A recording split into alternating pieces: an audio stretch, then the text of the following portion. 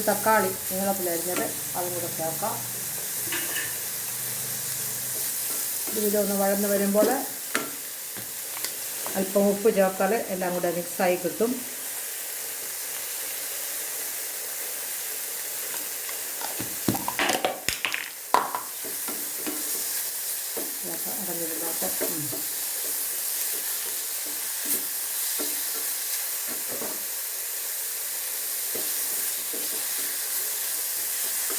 ഇത് വഴന്ന് വരുമ്പോഴത്തേക്ക് നമുക്ക് പൊടികൾ ചേർക്കാം.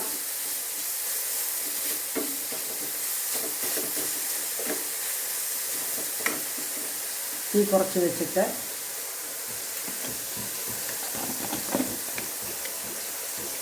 കാൽ സ്പൂൺ മഞ്ഞൾപ്പൊടി,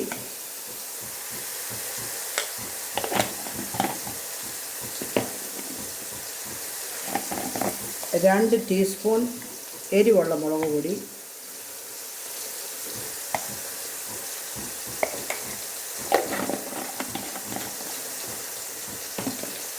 അല്പം കുരുമുളക് പൊടി,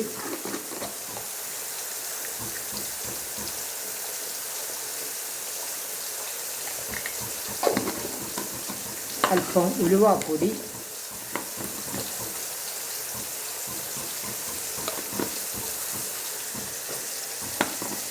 ഇത്രയും പൊടികൾ ചേർത്തിട്ട് ഇത് നല്ലതുപോലെ ഒന്ന് ഇളക്കി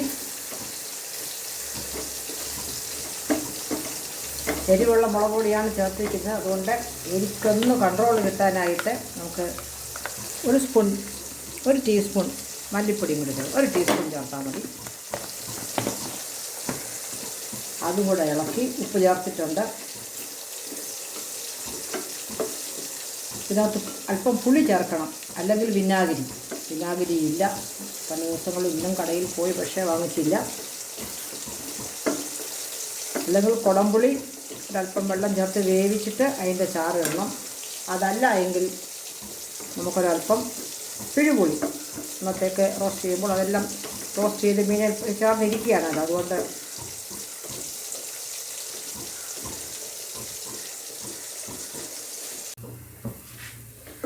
ഇതിലേക്ക് ഒരു ചെറിയ നെല്ലിക്ക വലിപ്പത്തിൽ പുളി പിഴിഞ്ഞതും മീൻ വറുത്തതിൻ്റെ അതിനകത്തിരുന്ന മസാലയും കൂടെ ചേർത്ത് നമുക്ക് ഇതിലോട്ട് ഒഴിക്കാം.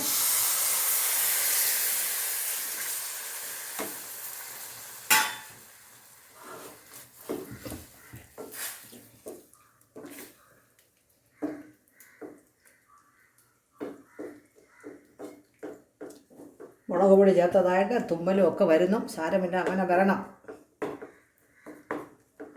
അപ്പോൾ ഇത് ലോ ഫ്ലെയിമിൽ നമുക്ക് വെച്ച് മീനൊന്ന് തിളച്ച് കഴിയുമ്പോൾ നമ്മുടെ വറുത്ത് വെച്ചിരിക്കുന്ന ഫിഷ് ചേർക്കണം.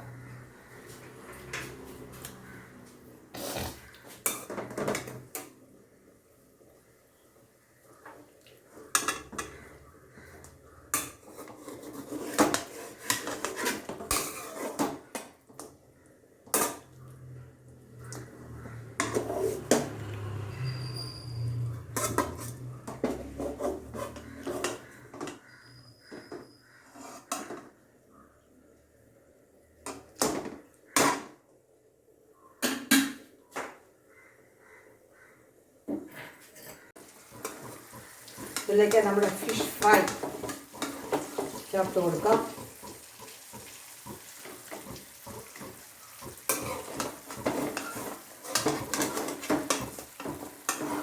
കട്ടിയുള്ള മീനാണ്, നല്ലതുപോലെ വരഞ്ഞിട്ടുണ്ട്. മസാലയൊക്കെ ഇതിൽ പിടിക്കണം.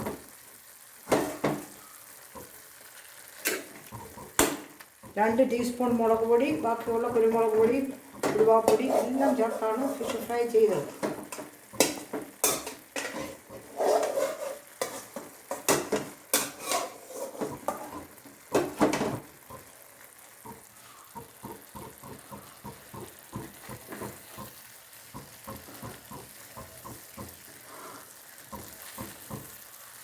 ഇതിനെക്കാട്ടി വലിയ ഒരു ഫ്രൈങ് പാൻ വാങ്ങിക്കണം. ഇത് മതി. ഒരല്പം 1 സ്പൂൺ എണ്ണയും കൂടെ നമുക്കിതിനകത്ത് ചേർക്കാം.